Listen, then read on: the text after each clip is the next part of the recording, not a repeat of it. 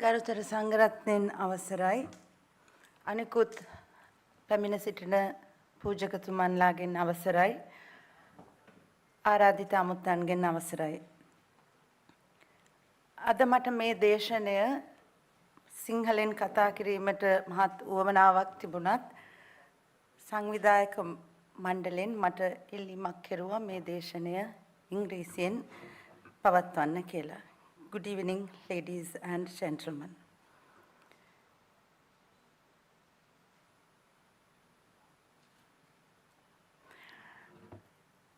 I am here to talk. I am a lady, not only as a woman. I am presenting myself as a strong nationalist, and also I'm proud to say that I am also a representative from the Muslim minority community. I take great pride in inviting me for this occasion to give my perspective on the fully implementation of the 13th Amendment. The 13th Amendment of Sri Lanka is being enforced into our constitution by India in 1987 in a spectacular manner, which is a foreign nation cannot interfere into a sovereign state affairs in the matters of its constitution, law, and it violates the international norms when a foreign country interferes into internal states of a country. Now, what had happened in Sri Lanka is in 1987, when President Jayawardena agreed to sign the Indo-Sri Lanka Pact with former Prime Minister Rajiv Gandhi, even the President Jayawardena did not have the mandate to devolve Sri Lanka into provincial councils. He had the mandate only to govern Sri Lanka under a central government. So when he made this decision under, I don't know, we all call J.R. Jayawardena, President J.R. Jayawardena is the fox of politics, but I would rather call him a chicken, because why did he agree to this pressure that's given from India to devolve our country into provinces? It's already a small country. We are all living in peace. We have Tamils, Muslims. And then, okay, for some reason, from the north and east side, the madman Prabhakaran, somehow he wanted to have a separate state for Tamils. I don't know whether he wanted a separate state for himself to rule like a king, or if he wanted a separate state for the people. So he did not understand. I don't know, somehow, it is a small country. We are Sri Lankans, we are Muslims, Sinhala, Tamil, we are all living together in one country. If Prabhakaran wanted a separate state for the people in the north and east, what did he plan to do for the people who was living in the south, the Tamil people? There are people clustered all over the country. We are a nation. All the people are free to live anywhere, wherever you want to live in Sri Lanka. There is no restriction in the constitution to say that you can live here, you can't live there.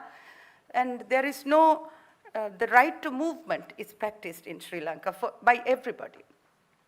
So going back, when J.R. Jayawardena, President J.R. Jayawardena, when he agreed, okay, Prabhakaran was giving a tough time for the government of Sri Lanka. Sri Lanka was not ready for war, and we are off guard, and he is assassinating, killing people. And JR, I still can't understand why he agreed. Why then? It's not mountain age. There was United Nations. There was everything, but I don't know. It was under threat, under manipulation, scared. I don't know why. Somehow it has agreed. But now, to see so many decades later, when we turn back and see why J.R. Jayawardena agreed to such Indo-Sri Lanka Pact, because it was not done for the betterment of the Tamil people, because it doesn't talk about the Tamil people and what they need. Indo-Sri Lanka Pact is more like an economic agreement. India is lying. India is standing behind the Tamil people, and it is pursuing its geopolitical agenda. So why, I mean, it is very clearly understood, and during the time of when this Provincial Council Act needed to be passed by the Parliament, and it need 2/3 majority, but we remember Jayawardena came to power when Sirimahadi Bandaranaike lost election. He also, I think he had 4/6 or 4/5, some majority. It was bigger than 2/3. So he used that, and he intimidated his members of the Parliament. And I don't think anyone signed this Provincial Council happily. On top of it, let's not forget, India's side of the bargain, when they signed the Indo-Sri Lanka Pact, they said they will bring the IPKF and they will contain the LTT. Did India manage to contain the LTT? Did India help us bring peace? No, India didn't.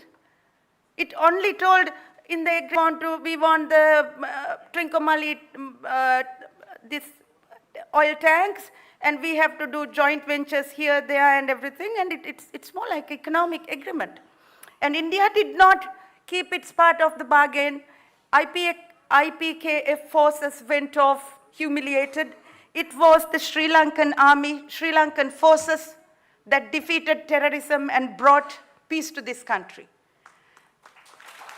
Thank you. And we should not be ashamed. We should not forget that more than 30,000 lives were lost, poor mothers.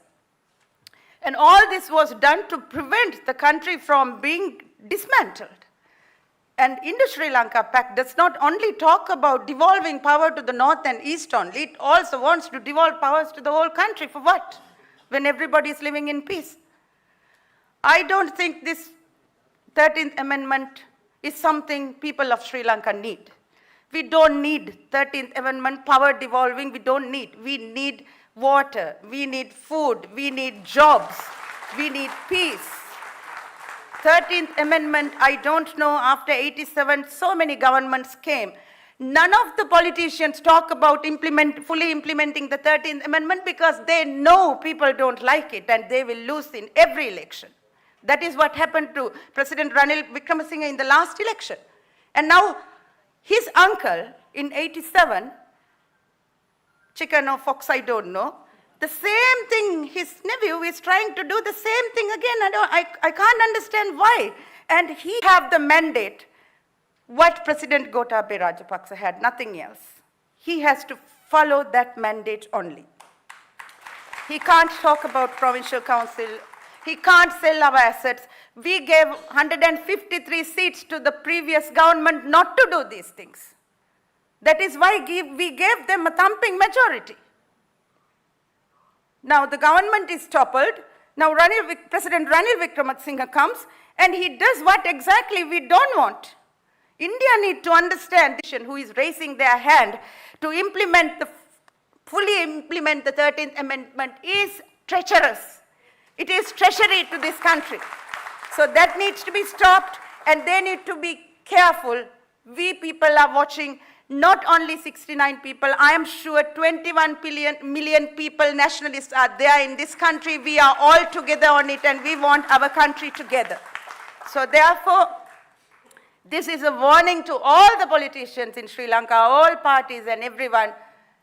Stop fighting with each other, because when you fight with each other, it is very easy for the geopolitical peoples to divide you. It is the same for the people, it is same for the politicians.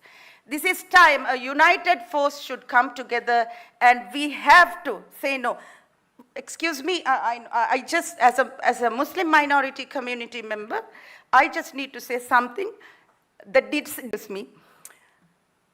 All right, now, when the Indo-Sri Lanka Pact was signed, I think about 9 to 10% Muslim people are living all over Sri Lanka, and our biggest portion of the Muslim community is living in the eastern province.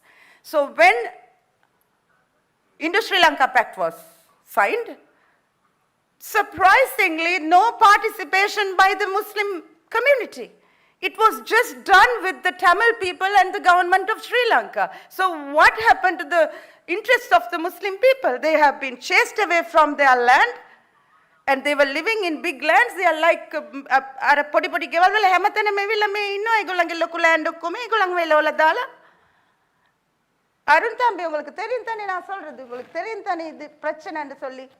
So he is also telling this, even Prabhakaran would not have agreed. This Indo-Sri Lanka Pact is not for the love of the people, Tamil people. It's not for the love of the Tamil people. They are cheating. So I think we all should get together and unitedly oppose this. And we have to warn everyone, talk about this. This is worse than the economic crisis we are facing. We are a rich nation with language, culture, religion, and we have everything here. We have resources. There's no need for us to beg from everywhere. We are economically crashed. We are in debt. What has happened? What kind of conspiracy is going on? Something wrong here. I think people of Sri Lanka, because the Buddhist majority is sleeping, people like us have to come out to wake you up. So please, 13th Amendment should be abolished, and it should go out of Sri Lanka's constitution. Thank you.